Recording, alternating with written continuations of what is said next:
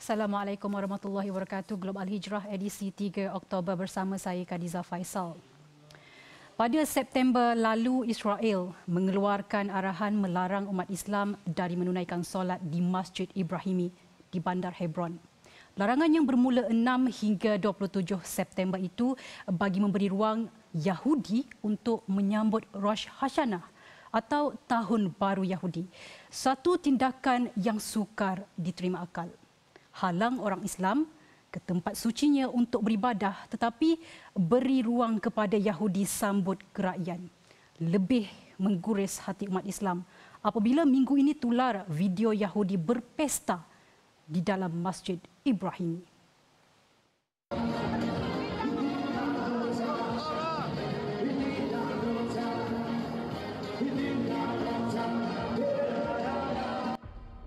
Dalam video kira-kira 45 saat itu, ratusan kaum Yahudi dilihat berlari sambil menari di Masjid Ibrahimi. Muzik juga dipasang dengan kuat di dalam ruang solat untuk umat Islam itu. Selain mereka turut mengadakan bacaan Taurat, insiden itu jelas menghina kemuliaan masjid. Ketua Jawatankuasa Eksekutif Jabatan Hak Asasi Manusia Organisasi Pembebasan Palestin Ahmad Tamimi berkata tindakan Israel menutup masjid tersebut bagi memberi ruang kepada Yahudi jelas satu pelanggaran kebebasan beragama. Ia juga bertentangan dengan Konvensyen Hak Asasi Manusia Antarabangsa. Berdasarkan maklum balas orang awam di Twitter berhubung kejadian itu, rata-rata mendoakan kaum Yahudi menerima balasan dari Allah Subhanahu Wa Taala atas tindakan biadab mereka. Selain Masjid Al-Aqsa, Masjid Ibrahimi ini juga antara kawasan yang sering menimbulkan ketegangan antara Zionis dan penduduk Palestin. Masjid yang menempatkan makam Nabi Ibrahim, Nabi Ishak, Nabi Yaqub serta isteri mereka itu dikatakan bukan sahaja tempat suci untuk orang Islam tetapi juga Yahudi. Ketegangan kebiasaannya timbul apabila Zionis mengambil alih lebih banyak ruang solat bagi digunakan Yahudi. Pada 1994, 29 rakyat Palestin yang sedang menunaikan solat di Masjid Ibrahimi maut selepas diserang pengganas Yahudi. Susulan insiden itu, Israel telah membahagikan kawasan masjid tersebut untuk umat Islam dan kaum Yahudi. Bandar Hebron didiami kira-kira 200,000 penduduk Palestin. Hanya ratusan penduduk Yahudi tinggal di sana, namun mereka dilindungi sejumlah besar tentera Israel.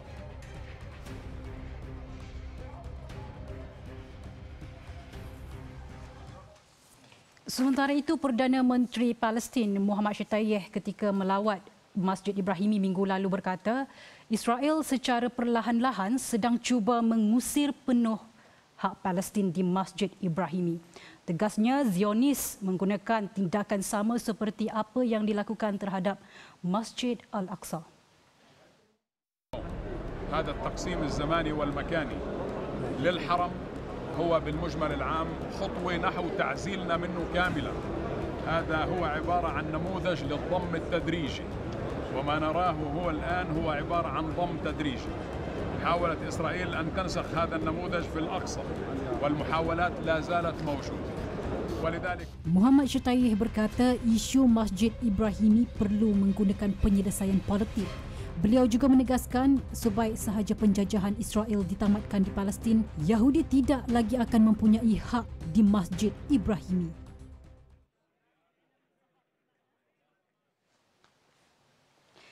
Kita sama-sama doakan agar usaha untuk menamatkan penjajahan Israel akan berakhir agar hak dan kesucian Islam di Palestin dapat dijaga. Baik, kita berehat seketika. Selepas ini kita akan kepada tajuk krisis ekonomi yang semakin meruncing di Afghanistan.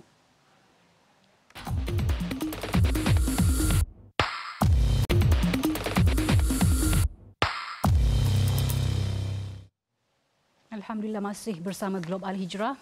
Hak keadilan terhadap wanita antara yang sering ditekankan terhadap Taliban sejak mereka mengambil alih kepimpinan Afghanistan.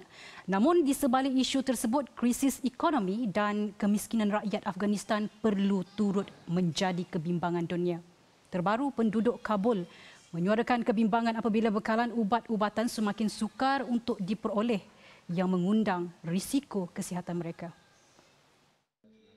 Penduduk mengharapkan kepimpinan Taliban mampu untuk memperbaiki perkhidmatan kesihatan dan bekalan ubat-ubatan. Sistem kesihatan di negara itu juga kini kekurangan petugas kesihatan selepas ramai daripada mereka meletakkan jawatan. Dilaporkan kira-kira 20,000 petugas kesihatan Afghanistan tidak lagi bekerja atau bekerja tanpa gaji. Bagi penduduk, selain krisis makanan, kepimpinan Taliban perlu segera menyelesaikan isu sistem kesihatan kerana rakyat kini ramai yang miskin dan tidak mampu untuk membeli ubat-ubatan. Wakil Pertubuhan Kesihatan Sedunia WHO ke Afghanistan berkata, perkhidmatan kesihatan Afghanistan kini telah menjadi satu krisis. Oleh itu, WHO menggesa masyarakat antarabangsa untuk menyambung kembali pendanaan program kesihatan negara yang terhenti ketika Taliban mengambil alih. Persekutuan Palang Merah dan Bulan Sabit Merah Antarabangsa IFRC memberi amaran sistem kesihatan di Afghanistan kini diambang keruntuhan dengan lebih 2,000 fasiliti kesihatan telah ditutup. Sejak pengambil alihan itu pada 15 Ogos, Afghanistan telah dilanda krisis ekonomi. Ekoran bantuan antarabangsa untuk negara tersebut terputus. Sejak lebih seminggu lalu, koresponden Berita Al-Hijrah Said Azwan Said Ali telah berada di Afghanistan bagi melihat sendiri keadaan di negara itu selepas Taliban mengambil alih kepimpinan. Adakah keadaan di Afghanistan semakin baik di bawah Taliban? Dan adakah benar wujud penindasan terhadap wanita di Afghanistan? Ikuti perkongsian Said Azwan dari Kabul, Afghanistan. Okey, hari ini adalah hari ke-9 saya berada di Kabul dan secara relatifnya boleh dikatakan keadaan di Kabul adalah tenang dan kita boleh lihat di jalanan kehadiran tentera Taliban yang banyak sini dan berada di lokasi-lokasi strategik dan di setiap 5 minit kita boleh lihat saja kenderaan macam roda yang mempunyai tentera Taliban lengkap bersenjata meronda kawasan bandar Kabul itu pusat kuasa bagi kerajaan Emiriyah Islam Afghanistan. Bagaimanapun untuk mengatakan bahawasanya Kabul sepenuhnya selamat, ia adalah satu overstatement kerana dilaporkan di media tempatan pada hari Jumaat lalu berlaku insiden pengumuman oleh pihak Daesh di utara Kabul di Charikah City di Parwan yang mana tidak ada insiden orang yang mati tetapi ada berlaku insiden selepas tu di antara tentera Taliban dan juga pihak Daesh itu. Pertama sekali bantu daripada segi kemanusiaan dulu sebab keadaan yang amat menekan kat sini. Dikatakan 17.8 juta yang memang memerlukan bantuan, 40% daripada 40 juta populasi yang tidak ada makan. Keadaan sektor kesihatan yang semakin teruk. Dikatakan 2,331 hospital klinik yang berdepan dengan risiko tutup dan separuhnya dah tutup kerana persoalan mengenai wanita ini bersangkut paut dengan budaya, agama itu sendiri dan soal pilihan. Bagaimanapun perjumpaan saya dengan beberapa wakil wanita di sini termasuk Jemaah Islah iaitu pergerakan NGO yang agak besar dan sayap wanitanya memberitahu dan mereka ini terdiri daripada golongan profesional memberitahu bahawasanya kalau soalannya adakah wanita ditindas, jawapannya adalah tidak. Mereka mengatakan bahawasanya wanita Afghanistan tidak ditindas, sebaliknya ia adalah persepsi yang dicerita oleh media barat kepada Afghanistan kepada dunia. Bagaimanapun mereka mengakui ada isu-isu menekan seperti isu-isu pendidikan dan isu akses kepada pekerjaan.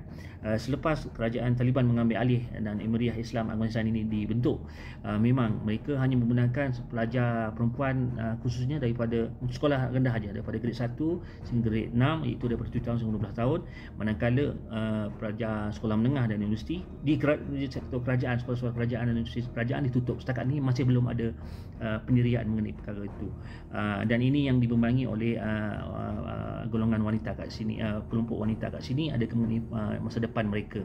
Bagaimanapun di sektor swasta universiti masih dibuka, ada pelajar wanita yang pergi, malah ada juga tenaga pengajar yang pergi. Bagaimanapun kebanyakan daripada mereka memilih untuk tak pergi kerana keadaan ekonomi yang semakin menekan dan mereka tidak ada untuk makan, bagaimana mereka pergi untuk belajar. Itu persoalan utama yang perlu diberi perhatian dulu. Mengenai pekerjaan, saya difahamkan untuk sektor kerajaan memang tidak ada wanita yang bekerja lagi. Tetapi di sektor swasta kami sendiri pernah saya sendiri melihat berada di hospital swasta, juga di universiti swasta ada wanita yang bekerja, nurse, doktor, pensyarah semua sekali. Berbalik kepada persoalan asas, mereka juga menghadapi masalah yang sama iaitu tidak dibayar gaji, masalah ekonomi yang semakin menekan. Itu keadaan wanita kat sini.